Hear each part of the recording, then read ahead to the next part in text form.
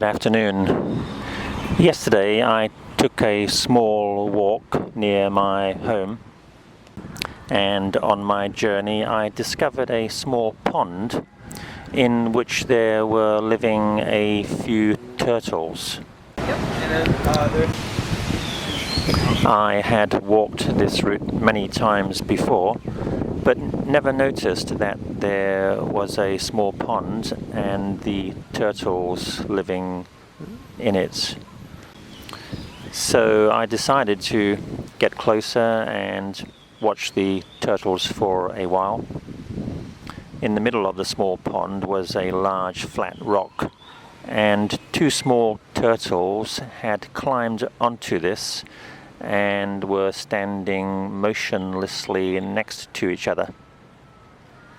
I watched them for quite a while, maybe 10 minutes or so, fascinated with their activity, or I should say lack of activity, because during that whole time they seemed not to move even a fraction of a centimeter.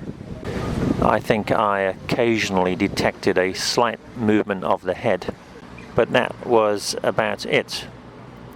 I couldn't help wondering whether they were communicating in some way which I could not discern. Maybe some special turtle language, or some acute sensory abilities which we human beings don't have.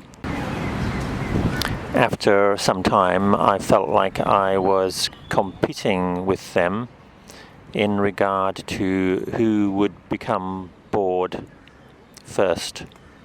And I'm sure you can guess that they won this competition hands down. You just cannot compete with a turtle in a who is going to get bored first competition. They are always going to win. I found myself reflecting upon their lifestyle and wondered, who has the best lifestyle, the turtle or human beings? Isn't their life just too boring? Really, just sitting on that rock, maybe swimming around that small pond occasionally, raising a head to see what was going on around. Is that really enough to make life worth living? Today I took a walk in a different direction and found a group of tourists who were all sitting and using their iPhones. Every one of them seemed totally absorbed with what they were doing with their phones, looking at pictures, taking pictures, sending and receiving messages. Hardly a second went by without them doing something on their phones. Only occasionally did they raise their heads to talk to one another or observe what was going on around them. How different the life of a turtle and the life of a human being. When we look at turtles, we see a life which is extraordinarily boring compared with our human existence, filled with electronic devices like iPhones and computers, shopping malls, fancy restaurants, a million things to do every second of the day to give you excitement, satisfaction, and hopefully some kind of fulfillment.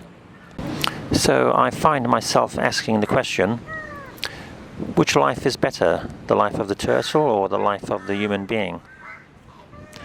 Both in their own ways seem to like their existence. I imagine the turtle, if they had the capacity to ask the question, would reply that they are happy with their lives. And any human being I spoke to would probably give a similar reply. Our different intellectual capacities, the turtles and the humans, account for our different lifestyles and answer the question, why do we find excitement and fulfillment in entirely different ways? But I can also clearly see that many of the activities human beings are involved in do not bring them happiness. They may bring short-term excitement, but in the long term they may be destructive. For example, spending too much time on your iPhone can damage your eyesight and cause you problems with your hands from all the texting. And going to too many fancy restaurants with lots of unhealthy food can also be harmful to your body. In fact, a great many of our human activities are really detrimental to our body and mind. So I think we can learn something from the life of a turtle. When we ask the question, how can they possibly be content with such a boring life? I think that we can immediately see that it seems boring to us because we are so absorbed with constantly finding excitement in our lives. So what we can learn from the turtle is that sometimes it's actually just best to sit on that rock in the middle of the pond and do nothing.